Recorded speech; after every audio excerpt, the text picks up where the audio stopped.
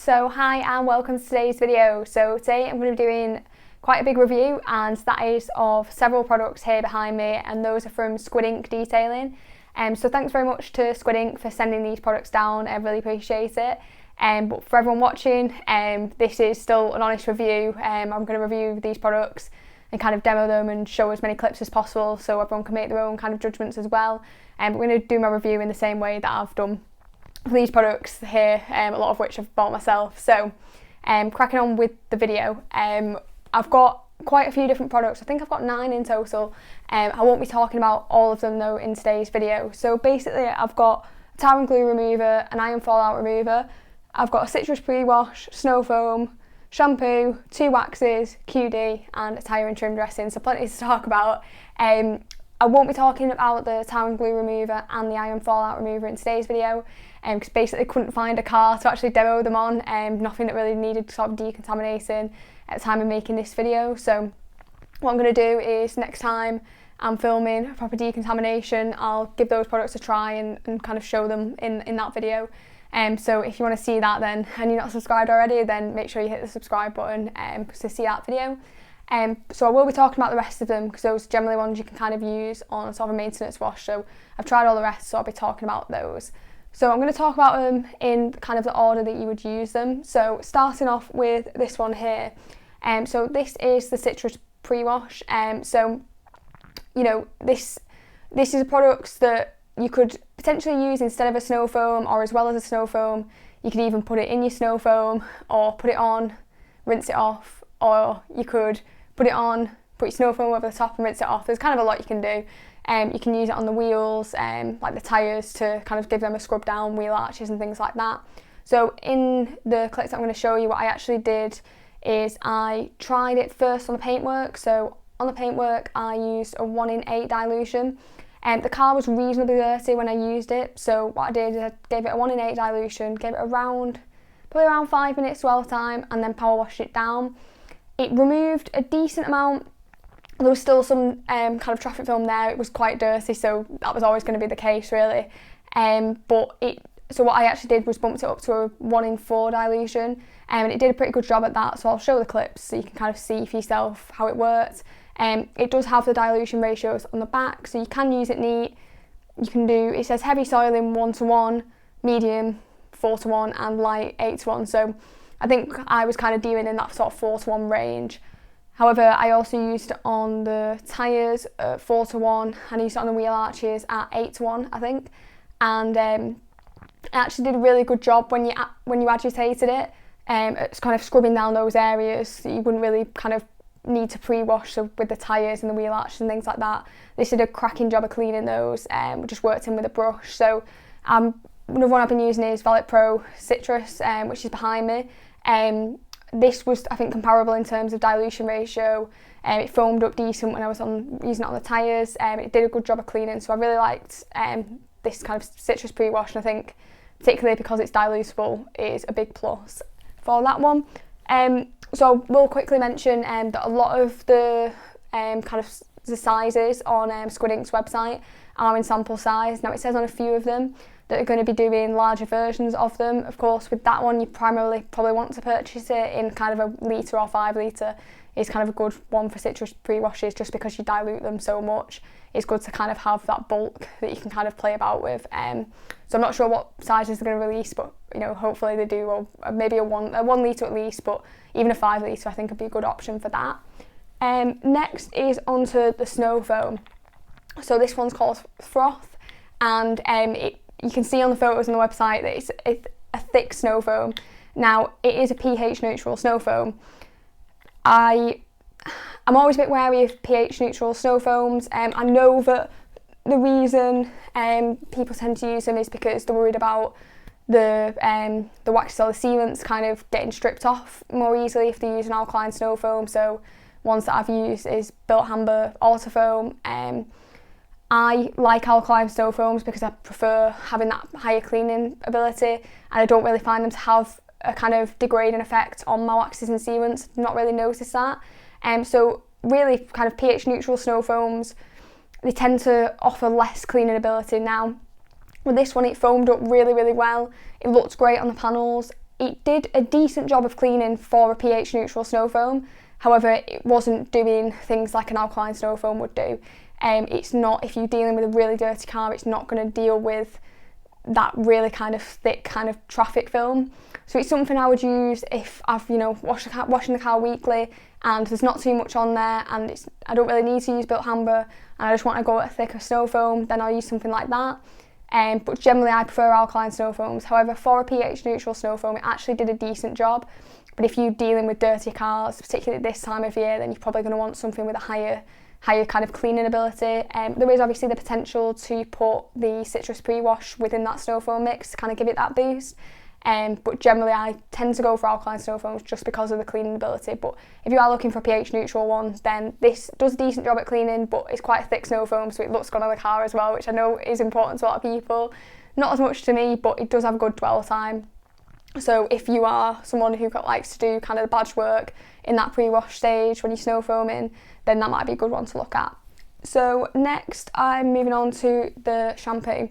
So this is, it says on it high gloss shampoo with gloss enhancing agents. Now again, like with pH neutral snow foams, I've tended to generally steer away from shampoos that have this kind of gloss enhancing effect. So I'll talk about it, kind of the positives first, and I'll talk about the things that I didn't like as much about this product. Again, it's all personal preference. Some people might absolutely love gloss enhancing shampoos, but I tend to sort of go for those purer shampoos. So with this one, you did not need a lot of it, so you can see here how much I've used. That's just for one wash. We're talking, this is a 100ml bottle, so what we're talking there, maybe 15-20ml. I can't remember exactly how full it was, but we're talking 15-20ml in the wash bucket. So not a lot really, quite a good dilution ratio there. It foamed up really nicely. It felt really slick on the paintwork. I think the actual process of using the shampoo was really nice. My issues with the gloss enhancing aspect of it is that they leave a residue. Residue is not really probably the best way to kind of phrase it, because when you rinse it off you can't see anything, it looks fine. But what it does is leave essentially a coating behind because of that gloss enhancement. Now that, for me, and I'll show you the shots of me rinsing it off, did have a negative effect on the sealant I was using underneath. So for me, that kind of masking effect of this gloss enhancing shampoo isn't personally what I would go for. I'd prefer to use a QD afterwards to get that gloss enhancement but still have that kind of hydrophobic effect. Whereas with this, I just wasn't getting a hydrophobic effect. You can see in it really, it's quite shimmery in a way. It looks like bubble bath, if I'm totally honest. It does not look clear.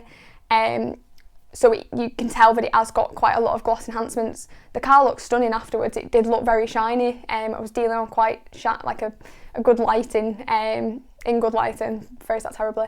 But it was a good day for taking photos of the car. So I think that, you know, if you're just after that visual kind of effect from your shampoo and you're not bothered about kind of masking your waxy sealant underneath, then gloss enhancing shampoos might be for you, but personally they're not really for me. I like the water behaviour of more waxing sealants, and to put something on top, it's just not really what I'm looking for as much. So there's potential where you would use this if, you know, you really just want that pop of gloss and you don't have time to apply a QD, then you might want to use this, but personally it's not kind of for me. However, if you are someone that's into gloss enhancing shampoos, then this has a really good dilution ratio and it works really nicely on the paintwork. So I think every other aspect of it I did really enjoy. So next, what should we talk about? We'll go for the tyre and trim dressing. I'm slightly mixing up the order, you probably do these in. But the tyre and trim dressing, I personally just used it on the tyres. The trim didn't need dressing at the time, so I didn't really want to slap anything else on top. So I just used this on the tyres. I prepared them with the citrus pre-wash, so they're really, really squeaky clean. And I noticed just how good of a job that actually did at a 1:4 ratio when you scrub the tyres down and then afterwards you go with a microfiber cloth. There was absolutely no transfer of that kind of black residue, of just sort of grease and crap really on the tyres. There was none of that actually, so it did a really, really good job at cleaning that. So they were well prepped before I applied this. So it's a spray tyre dressing or trim dressing, but obviously going to talk about this as a tyre dressing. It's a sprayable one. Now it leaves for me a really, really nice finish. I like tyre dressings that aren't sort of really in your face and really really glossy. This left not a matte finish, it was more than a matte finish, but it was quite understated. The finish, I did lay this on one of the tyres just to see what it kind of looked like, and then I knocked it back because it looked weird compared to the rest of them slightly, probably just to me, not to anyone else that would actually notice. But it left quite sort of barely there tyre dressing. So for some people, if you're into like Maguire's Endurance tyre gel, then this isn't going to be for you, but if you like that kind of natural effect to the tyres, then this is a really really nice finish to go for actually. In terms of application, I used just a foam applicator and just a few sprays onto the applicator itself and a few onto the tyre. It spread really really nicely, really evenly. You basically just go over it once and it looked fine. It's incredibly easy and quick to use, so I really did like that. In terms of durability, I know everyone kind of wants to hear it. I'm always quite critical of tyre dressings, not really critical of them, it's all kind of expectation I think for me. I'm happy to apply tyre dressing weekly. This one I feel would need applying weekly. There's still kind of that water behaviour when you spray the tyres down after a week's worth of driving, but you know, your tyres are getting covered in, especially this time of year, just mud and brake dust and things like that, so you can slap this back on top and, you know, weekly if you want, but prefer just to kind of give them a scrub down and just to reapply them. So you know, you're not going to get crazy durability out of this, but I haven't personally tried a tyre dressing that I wouldn't reapply weekly. So durability is not a massive concern to me. I would say it's probably quite standard in terms of that, but in terms of the finish it was very very nice and sort of really kind of what I'm looking for when I use tyre dressings. So what shall I talk about next? I'll talk about the quick detailer. So in terms of actually applying this product, initially when I applied it, it was a touch I'll put my teeth back in. It was a touch streaky, so I probably over applied it a little bit and I used it on the hood and it was incredibly humid. It was sort of at that point where it was going a little bit dark, and it was getting quite sort of, you could see that kind of condensation forming on the windows and stuff like that, so it wasn't the best conditions to actually try this in. When I used a fresh microfiber to buff it off, rather than sort of flipping the towel, I used a fresh one and just used less of the product. I didn't have any issues with streaking, so just be careful not to put too much of this on. You don't need a lot of it at all, it spreads quite evenly, so you just need probably like 1 to 2 sprays per panel is kind of optimal for this. In terms of the hydrophobics, what I'll do is I'll pop the shots on, but I did kind of a split test, so I put half on the bonnet on one side and half on the other side, and kind of did the water behaviour test on those. So you could see that it was just after using the shampoo actually, you could see that the QD actually does bring back quite a bit of the hydrophobics there. It wasn't blowing me away in terms of the sheeting ability. It was, you know, it was pretty standard in terms of its sheeting and beading. It was solid, but it wasn't, you know, anything to sort of write home about in terms of the hydrophobics. It did leave a nice finish behind once I applied it properly and didn't use too much. It left a streak-free finish, is what I'm trying to say there. It left a nice finish, and I think there was a little bit of a boost in gloss. Again, at the time of applying this, the sun had gone down, obviously, why would it not? And I couldn't get some amazing shots of it, but it left a nice finish, but obviously a lot of the kind of gloss is due to lighting a lot of the time, so it left a nice finish, and I think the hydrophobics were fairly solid from this one. So the next thing I'll talk about is the waxes. So we've got 2 here, so we've got Aquaphobe and we've got Tanzanite. So what I actually did was I did kind of a split test on the boot lid, so I just wanted to compare them against each other really. So I applied one on one half and one on the other, so I'll pop all the kind of clips up so you can actually see that in action, and compared things like the water behaviour and the application. I can't comment on the durability of them because obviously I've not tried them for long enough to kind of comment on that, but I can talk about how easy they were to apply and kind of the water behaviour you can expect from them. So in terms of the application, both were incredibly easy. I used a microfiber towel rather than a foam applicator because I actually run out of fresh ones, so I just used a microfiber towel, and they still spread incredibly evenly. No issues when applying them. You need barely any of it to actually coat the area, just a quick swipe and you'll cover sort of most of a panel. so you don't need much of them at all. In terms of removing them, I gave them each probably around 10 minutes cure time, and that was when you kind of do the finger swipe test, that was fine for them too.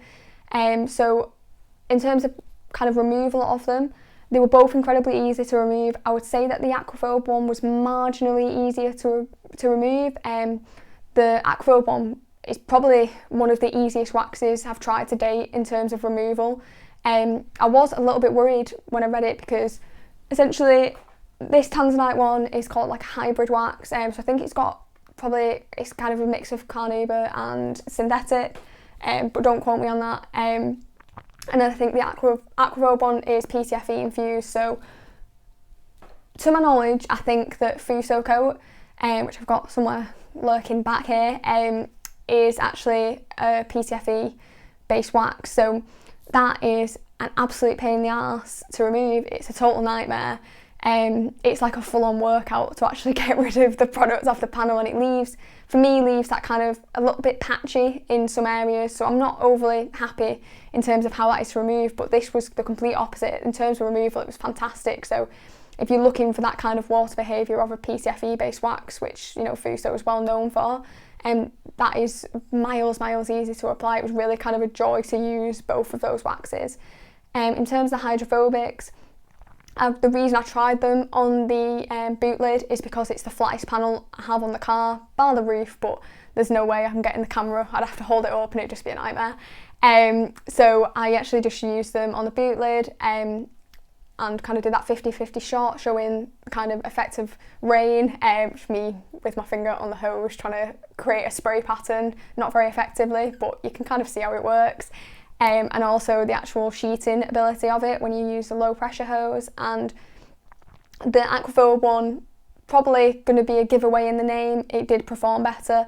Really impressed with the water behaviour of that, particularly for such a flat panel I tested it on. Really impressive water behaviour. Tanzanite did a decent job, but was kind of shown up by Aquaphobe really. Tanzanite did a decent job, but it wasn't blowing me away. I think Aquaphobe did really have quite impressive water behaviour. So out of the two, probably not huge surprise for guessing which I prefer. I did like Aquaphobe, really enjoyed the application process of it, and also the kind of removal of it was very easy, and the water behaviour was impressive too. So that kind of wraps it up. So I hope you have found this video helpful. I hope you have enjoyed it, listening to me ramble on. When I sat down to make this video, I was like, I'm going to try and keep it to probably around 10 minutes.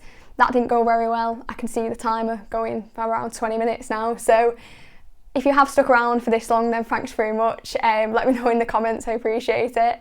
So in terms of my overall kind of opinion of Squid Ink, for me the standout product was the Aquaphobe wax. I was really impressed with that. Also, I think for a pH neutral snow foam it's doing a good job, but the citrus pre-wash and the Tyre Dressings also probably would say were my kind of standout products along with that Aquaphobe wax. Thank you very much for watching. I hope you have enjoyed the video. If you have, it'd be great if you could drop this video a like, comment down below if you've got any questions about anything else, anything I've not mentioned, because I've tried to be brief and fairly quick with the video, but that never works, and I've probably missed stuff out that you probably wanted to know, so let me know in the comments. I'll be leaving links to the products as well in the description so you can check like prices and things like that. So thanks again for watching, and I'll see you next time.